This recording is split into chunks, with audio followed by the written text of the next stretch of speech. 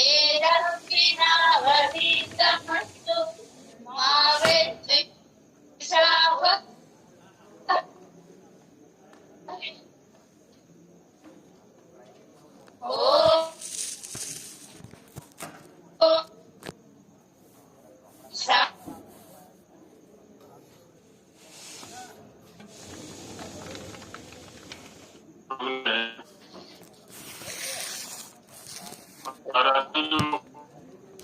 वर्ण है उनका स्वरूप उनकी संख्या मैंने का व्यास था। तो जितनी चर्चा हुई थी उतने स्तर पर लगभग समझ में आ गया होगा। वर्ण रूप ऐसा माना जा सकता है। तो कुल कितने वर्ण हैं इनकी गणना कोई कराएंगे? कुल कितने वर्ण हैं कौन कराएंगे? क्या नाम? आदित्य। आदित्य तो बोल चुकी है, जूही भी बोल चुकी है, और कोई नहीं? ज्योति। हाँ, ज्योति ने नहीं बोला है। आचार्य जी मैं माही। हाँ, माही भी नहीं है। चलो माही बोले चाहे ज्योति बोले, तो यही बोलो।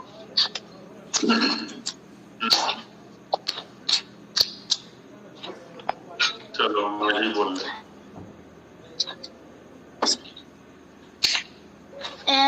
यहाँ पे ह्रस्व आ ई उ री ये 18 है। 18। ह्रस्व दीर्घ प्लुत और ए आय होता है, ह्रस्व नहीं होता है। तो ये 60 होता है, री को मिला के 60 होते हैं। 12 जी। पहले 4 18 18, बाद के 5 12 और कवर्ग चवर्ग टवर्ग तवर्ग पवर्ग ये 25 है। अंतस्थ और उष्म 4 हैं, यानी कि 8। अयोगवा रूप 8 है। तो कुल कितनी? तो 173। कुल मिलाकर के 173 संख्या होती है। तो अभी कौन बोल रही थी? माही बोल रही थी कि ज्योति बोल रही थी? माही बोल रही। तो ज्योति 5 वर्ग में 25 वर्ण हैं, इनके लिए कोई अलग से नाम है? ज्योति? स्पर्श व्यंजन। हाँ, स्पर्श नाम है। व्यंजन तो व्यापक शब्द है। हाँ। इनका नाम है कमावसाना स्पर्श सूत्र है। काद्यो क से लेकर के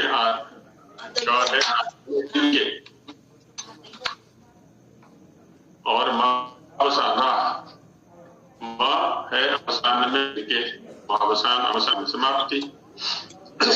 तो कादयो मावसाना स्पर्शा क से लेकर म पर्यंत जो 25 वर्ण हैं इनकी स्पर्श संज्ञा है। जो पर जिन्होंने पुरानी परिपाटी से पढ़ा है तो उन्होंने एक शब्द सुना होगा, कायदा। तो कायदा वर्णमाला के लिए प्रयोग में आता था पहले। तो कादया, अब कादया का ही वर्ण विपर्यय होकर के कायदा बन गया हो। तो कादी है ना, अकारादि, ककारादि, ककारादि कह लें या कादि कह लें, बात एक ही है। तो इस प्रकार से ये 173 वर्ण हुए। इनमें लगभग का स्वरूप स्पष्ट है। इन्हीं को कुछ पूछना हो तो पूछ सकते हैं, फिर आगे बढ़ते हैं इन्हीं वर्णों के स्वरूप में। कोई चर्चा? जी, ये कल भी मैंने लास्ट में प्रश्न किया था अंत में, यम का, ये यम का क्या मतलब है? ये यम जो होते हैं 4 हैं, यम के ऊपर यम का जी अभी करते हैं चर्चा यम के ऊपर। यम के ऊपर चर्चा नहीं हुई थी। अभी जो प्रश्न है वो कल वाले विषय पर है, जो कल चर्चा में आ चुका था। आचार्य जी, हाँ जी, आचार्य जी, जीवामूल्य और उपपद्मानीय में दोनों का चिन्ह तो एक ही जैसा है, तो दोनों में अंतर क्या? हाँ कल थोड़ी सी चर्चा इनके विषय में की गई थी, जीवामूल्य और उपपद्मानीय के विषय में। वस्तुतः ये विसर्जनीय के स्थान पर आने वाले वर्ण हैं। विसर्जनीय के प्रसंग में इनका प्रयोग होता है। जब किसी विसर्जनीय से परे, परे माने बाद में,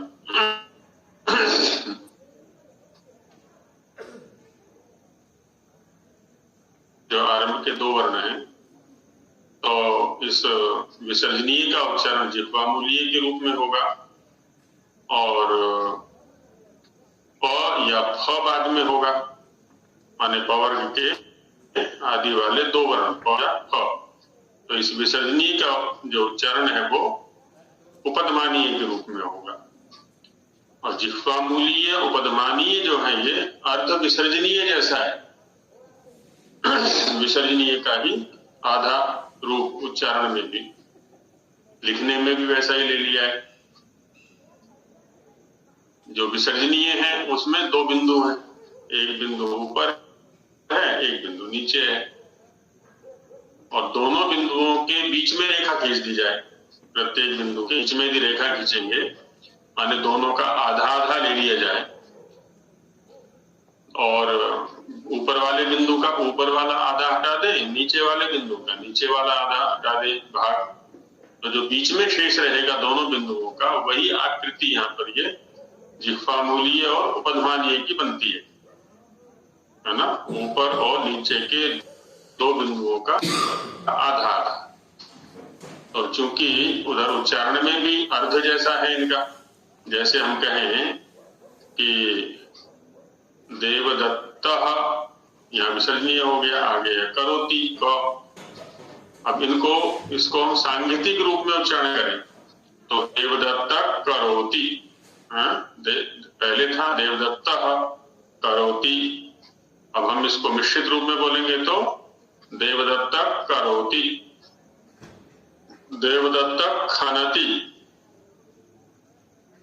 ऐसे ही वृक्ष फलति, वृक्ष पचति। तो विसर्जनीय के चूंकि ये आधा रूप जैसा उच्चारण में है, इनको लिपि में भी वैसे ले लिया है।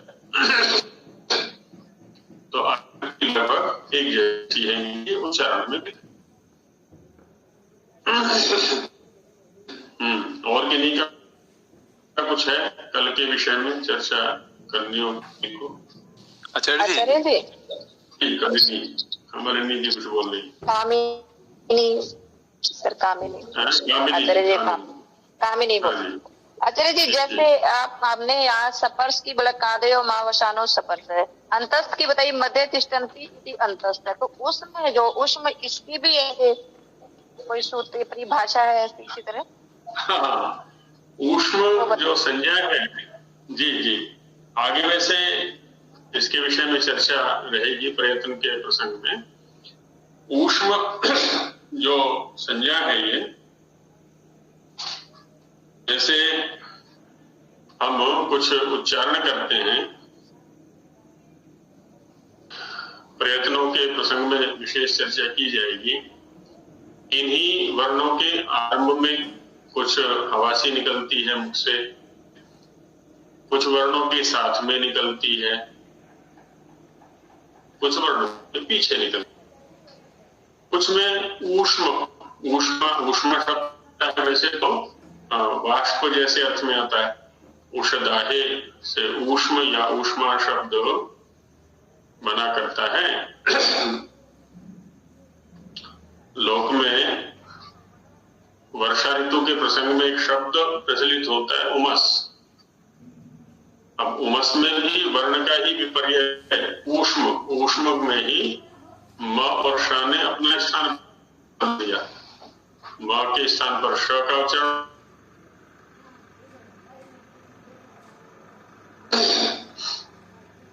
सर्दियों में कुएं से भाप निकलती है, उसके लिए भी ऊष्म शब्द का प्रयोग होता है। ऊष्मायते कूपा या वाष्पायते कूपा।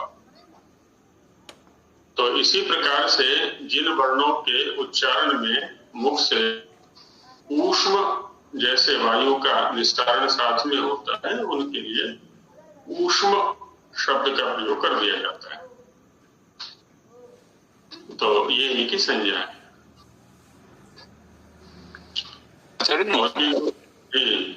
मोहन जी, अच्छा जी, यहाँ जो ए आदि है ना, तो उनका रस्व क्यों नहीं होता? ए आई ओ औ का ह्रस्व क्यों नहीं होता?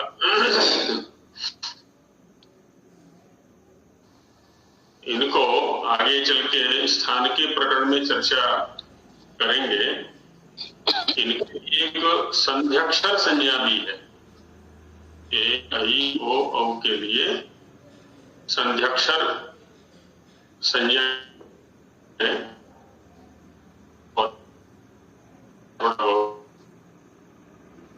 तो वृद्धि रेची अतिगुणा के प्रसंग में इन वर्णों का उपयोग होता है।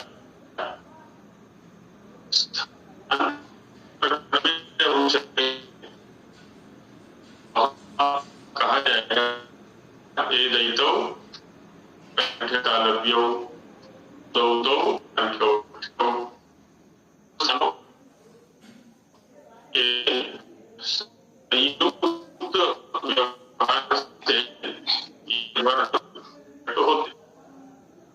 और यही आगे से जाएगी कि संदेश वेद आरंभ की भवते थी, जो उनके दो वर्ण या स्थान आरंभक होते हैं।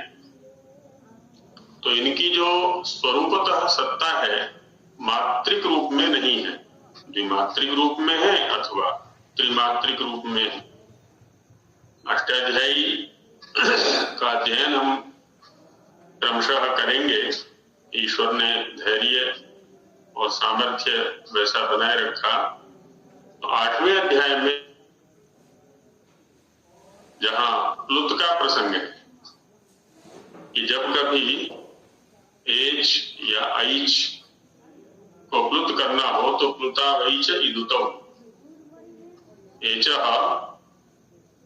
एचो प्रगृह्यस्य दूराद् होते इत्यादि। तो वहां पर भी दो अवयव शह इनका व्याख्यान होगा कि जो उत्तरार्ध है उसको प्लुत हो जाए। तो आचार्यों के जो ये व्यवहार हैं ये बतला रहे हैं कि इनकी मात्रिक रूप में संज्ञा स्थिति नहीं है, सत्ता नहीं है। द्विमात्रिक रूप में है या त्रिमात्रिक रूप में। जी अच्छा, एक और था। हाँ जी, जैसे हम दीर्घ संधि करते हैं तो अच्छा, जैसे हम अगर प्लुत अ ले लेते हैं और उसके बाद में प्लुत अ लेते हैं तो फिर संधि करेंगे, संधि होगी या नहीं होगी? होगी तो फिर किस तरीके से रहेगा? पहली बात तो ये है कि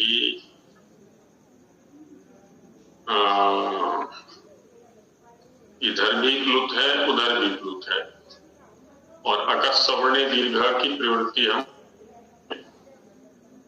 प्लुत का जो योग है वह बड़ा सीमित है। अष्टाध्यायी में वाक्यस्य टेः प्लुत उदात्तः आदि से आरंभ करके किन किन प्रसंगों में प्लुत होता है उन प्रसंगों को वहां पर बताया गया है। तो ऐसी स्थिति कहीं नहीं आती है जहां पर कि अकस्मण दीर्घ की प्रवृत्ति कराई जा सके। तो ये एक तरह से असंभव सी कल्पना रहेगी। गुरुजी प्रणाम। हाँ जी। गुरुजी, हम ये जानना चाह रहे थे कि हिंदी वर्णमाला और संस्कृत वर्णमाला में क्या अंतर है? हिंदी वर्णमाला में जो वर्ण है वस्तुतः उनका आधार संस्कृत की वर्णमाला ही है,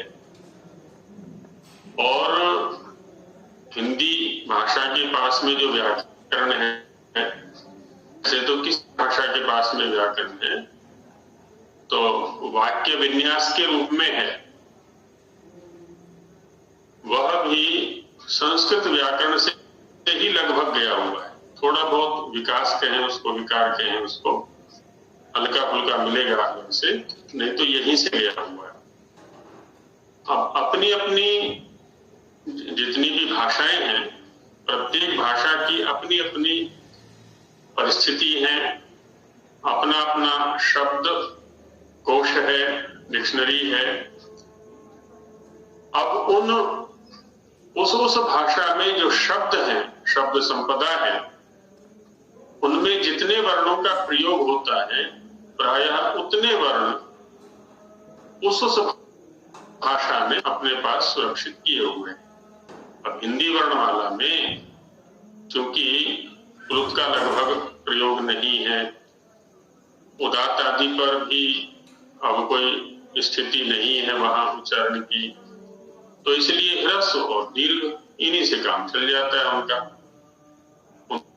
लिया है, बाकी की आवश्यकता ही नहीं है उनको। बाकी व्यंजन लगभग हैं उनके पास में,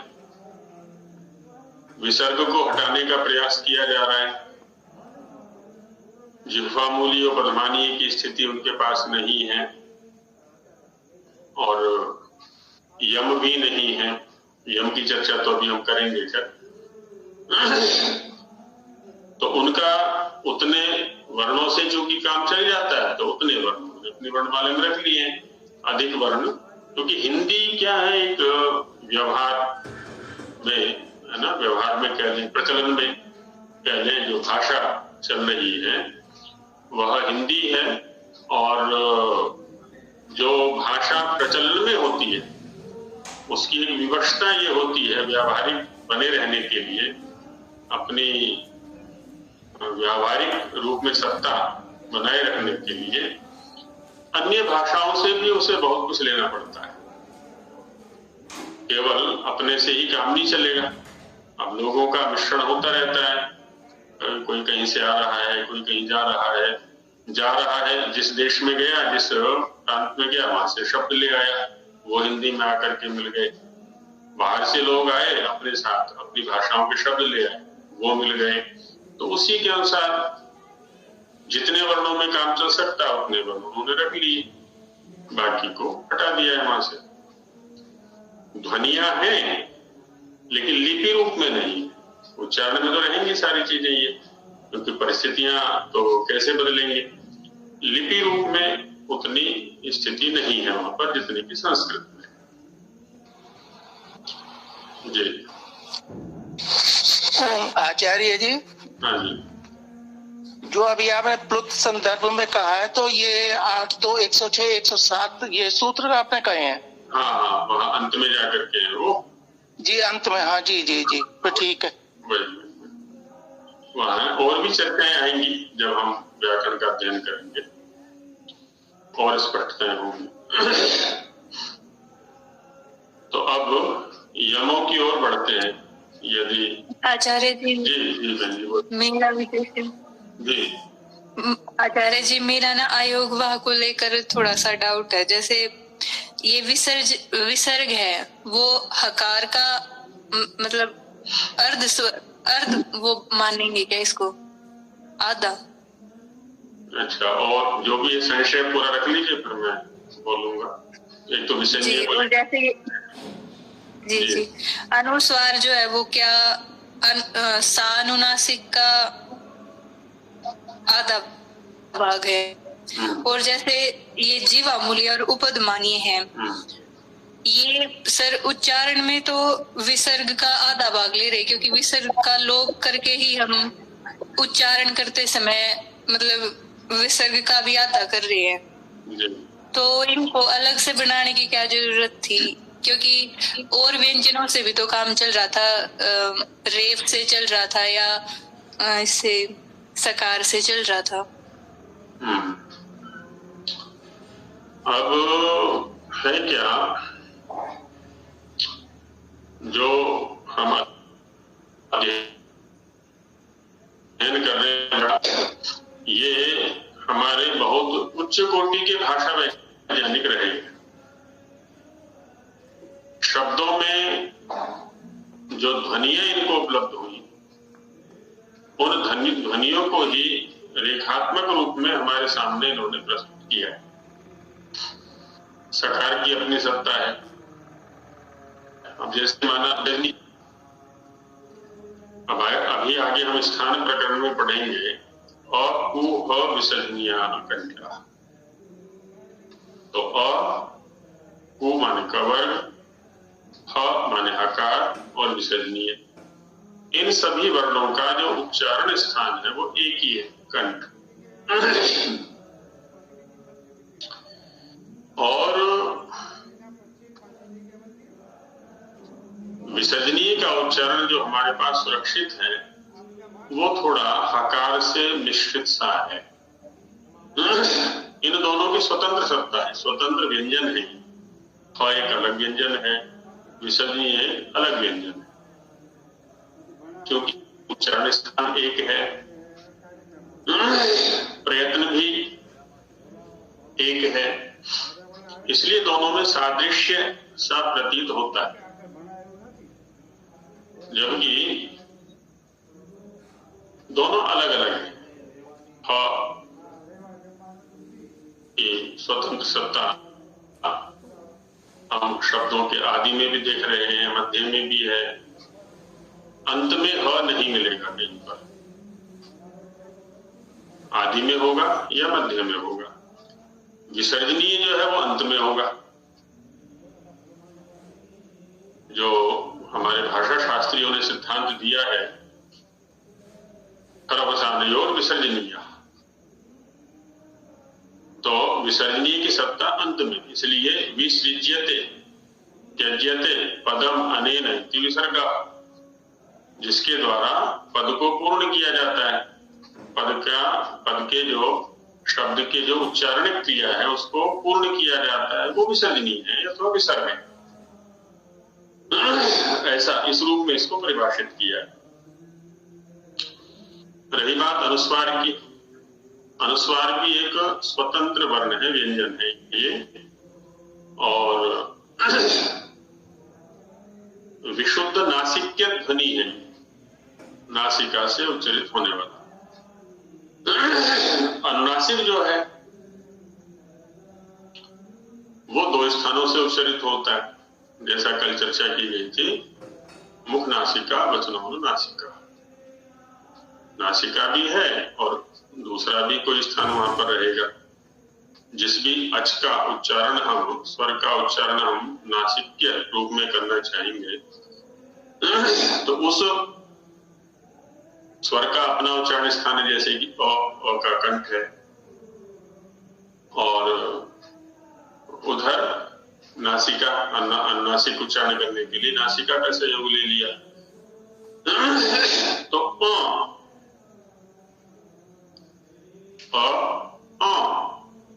दो स्थानों का उच्चारण वो सहयोग हो गया वहां पर।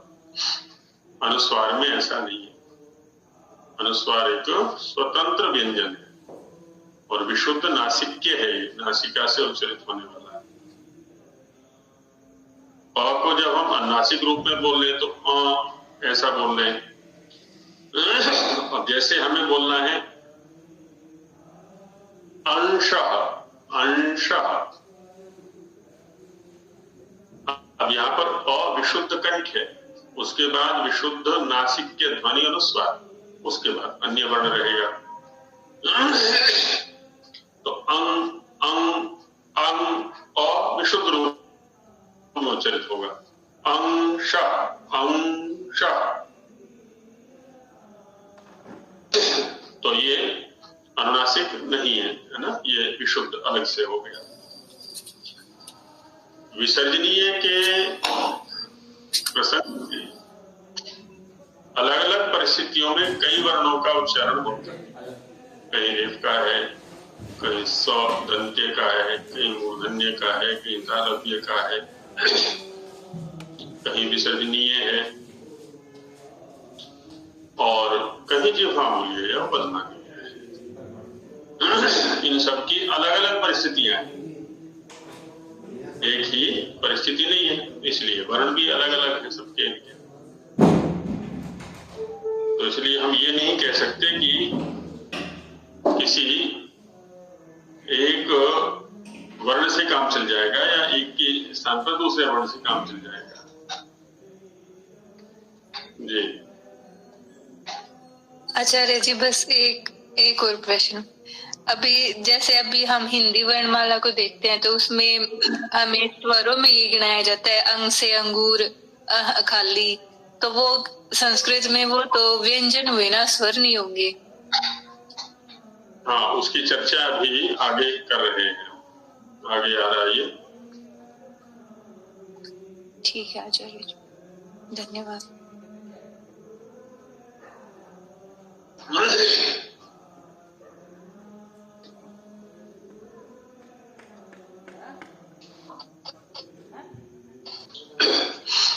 जी, आगे बढ़ा जाए और किन्हीं का सुनिए। है जी मैं ये और उपदमानीय में जो है कौन कौन से अक्षर आएंगे? जिह्वामूलीय मूल में जो है कै वर्ग बताया आपने, कै ख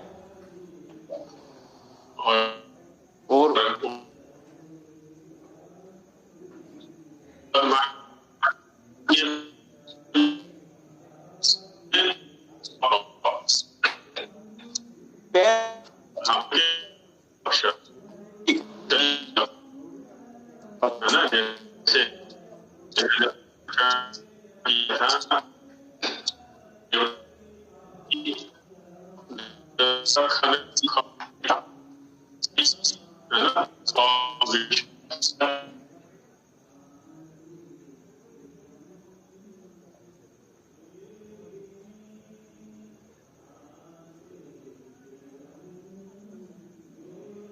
विसर्जन आएंगे तो इनमें डिफेंस जब और चिन्ह से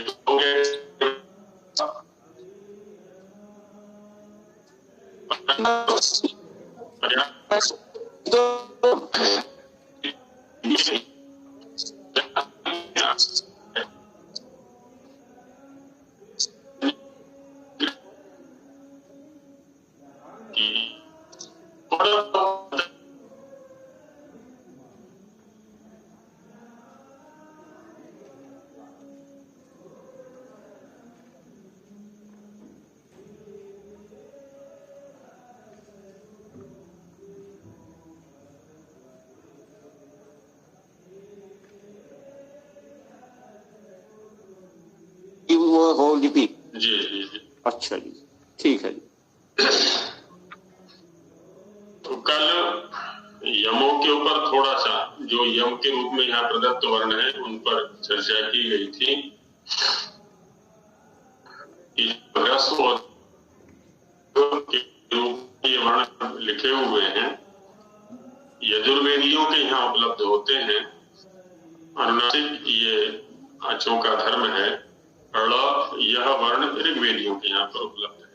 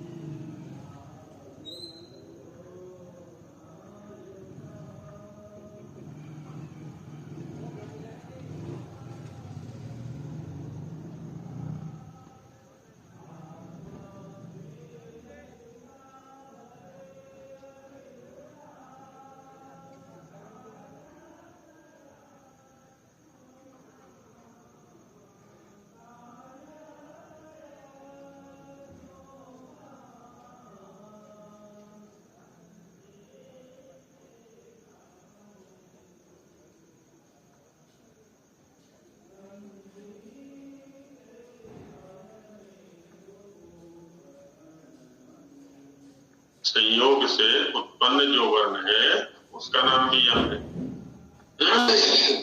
अब यह चारों के चारों वर्ण यम से, जैसा कल ह्रस्व और दीर्घ के स्वरूप पर चर्चा की गई थी कि ह्रस्व से उत्तर अनुस्वार और अनुस्वार से उत्तर पांच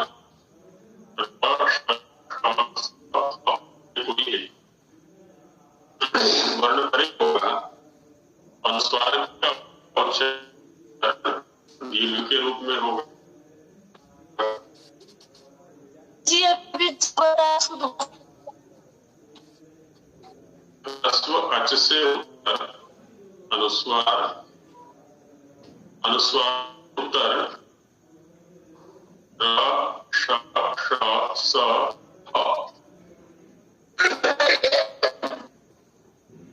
इन पांच वर्णों से कोई वर्ण यदि होगा, मध्यवर्ती जो है उसका उच्चारण दीर्घ जो है उसके रूप में होगा।